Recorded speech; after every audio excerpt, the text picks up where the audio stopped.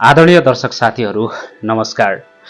एउटा कल्पना गर्नुहोस् त, एउटा किसान खेतको बीचमा उभिएको छ। आकाशतिर हेर्दै उसले भनिरहेको छ, पहिलेको वर्षभन्दा यो वर्ष अत्याधिक गर्मी बढेको छ है। हिमालमा हिउँ होइन काला पत्थरहरू देखिन थालेका छन्। कहिले अत्याधिक वर्षा हुन्छ त कहिले महिनौसम्म पानी पर्दैन। यो साल त उब्जाउ पनि भएन, के खाने होला। यो कुनै चलचित्रको संवाद होइन, यो हजारौं नेपालीको वास्तविक कथा हो र यो कथाको केन्द्रमा रहेको छ जलवायु परिवर्तन।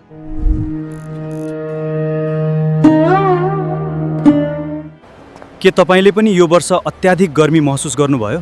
उ हेर त हिमालमा के हो छ, काला पत्थरहरू पो देखिरहेछन्।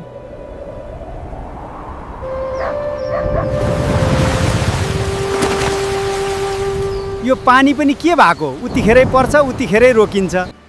अनिता, तिम्रोतिर अत्याधिक पानी परेको छ भन्ने सुने। के हो, साँच्चै धेरै परेको छ र?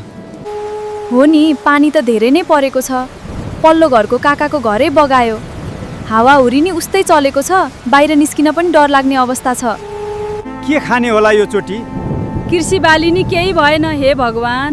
कहिले खडेरी कहिले बाढी, मेहनत सबै खेर गयो जस्तो छ।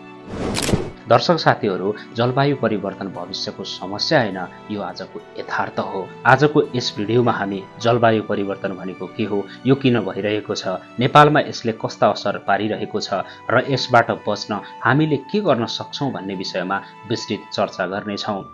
जलवायु परिवर्तन भनेको कुनै क्षेत्र वा सम्पूर्ण पृथ्वीको औसत तापक्रम, वर्षा, हावाहुरी तथा मौसमी ढाँचामा लामो समयसम्म हुने परिवर्तन हो।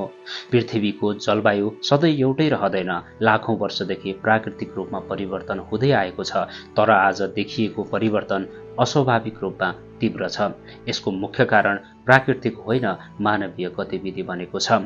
मानिसले औद्योगिक क्रान्तिपछि विकासको गति तीव्र बनायो। कारखाना खुले, सवारी साधन बढे, कोइला, पेट्रोलियम पदार्थ, प्राकृतिक ग्यासको प्रयोग अत्याधिक भयो, वनहरू फडानी गरिए, शहरहरू विस्तार भए। यी गतिविधिहरूबाट ठूलो मात्रामा हरितगृह ग्यासहरू उत्सर्जन हुन थाले। जुन हरित ग्यासहरूले मानिस लगायत सजीवहरूलाई पृथ्वीमा जीवन्त रहन सहयोग गर्यो, आज ती हरित ग्यासहरूको मात्रा अत्याधिक भएको कारणले गर्दा ती मानिसहरू तथा सजीवहरूका लागि घातक बन्दै गइरहेका छन्।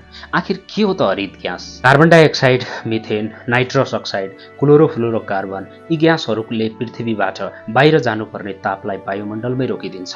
यसलाई हरितगृह प्रभाव अर्थात् ग्रीन हाउस इफेक्ट भनिन्छ।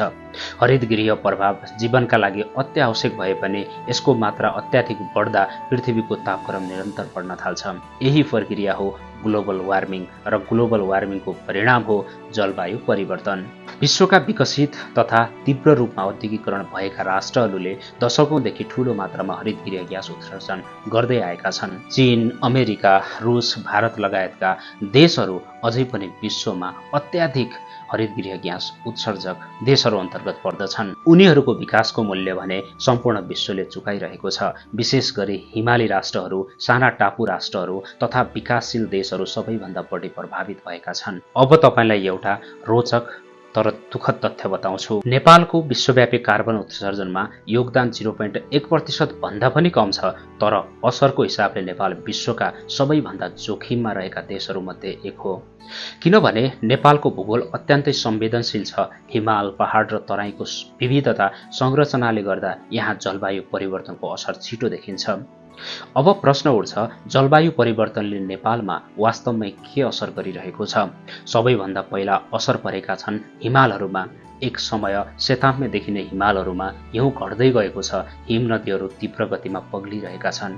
हिमतालहरू विस्तार भइरहेका छन्। यसले भविष्यमा हिमताल विस्फोटकको जोखिम बढाइरहेको छ। त्यसपछि असर पारेको छ मौसममा।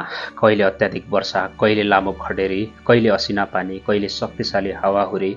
मौसम अब अनुमान गर्न कठिन हुँदै गएको छ। फलस्वरूप किसानहरू सबैभन्दा बढी मारमा परेका छन्। धान, गहुँ, मकै, कोदो लगायतका बालीहरू प्रभावित भइरहेका छन्। कृषि उत्पादन घटिरहेको छ। खाद्य सुरक्षामा चुनौती थपिँदै गएको छ। अब एउटा उदाहरण हेरौँ। यदि एउटा भ्यागुतालाई सिधै उम्लिएको पानीमा हालियो भने ऊ तुरुन्तै बाहिर निस्किने प्रयास गर्छ। तर यदि सामान्य तापक्रमको पानीमा राखेर बिस्तारै तापक्रम बढाउँदै गयो भने उसले खतरा महसुस नगरी त्यही वातावरणमा अभ्यास हुने प्रयास गर्छ। अन्ततः त्यही परिवर्तनले उसको जीवन समाप्त हुन सक्छ। आज मानव सभ्यता पनि यही अवस्थातर्फ अघि बढिरहेको छ। पृथ्वीको तापक्रम हरेक वर्ष थोरै थोरै बढिरहेको छ। हामी परिवर्तन देखिरहेका छौँ, तर त्यसको गम्भीरता बुझ्न ढिला गरिरहेका छौँ। के हामी केही गर्न सक्दैनौँ? अवश्य सक्छौँ। जलवायु परिवर्तन रोक्न विश्वव्यापी प्रयास आवश्यक छ, तर व्यक्तिगत स्तरमा पनि हामीले भूमिका खेल्न सक्छौँ। वृक्षारोपण गर्ने, वन संरक्षण गर्ने, अनावश्यक इन्धनको प्रयोग घटाउने, सार्वजनिक यातायात प्रयोग गर्ने, ऊर्जा बचत गर्ने, फोहोरको उचित व्यवस्थापन गर्ने, नवीकरणीय ऊर्जाको प्रयोग बढाउने सानो प्रयासले पनि ठूलो परिवर्तन ल्याउन सक्छ। प्रश्न यति हो कि हामी बेलैमा सचेत हुन्छौँ कि हुँदैनौँ?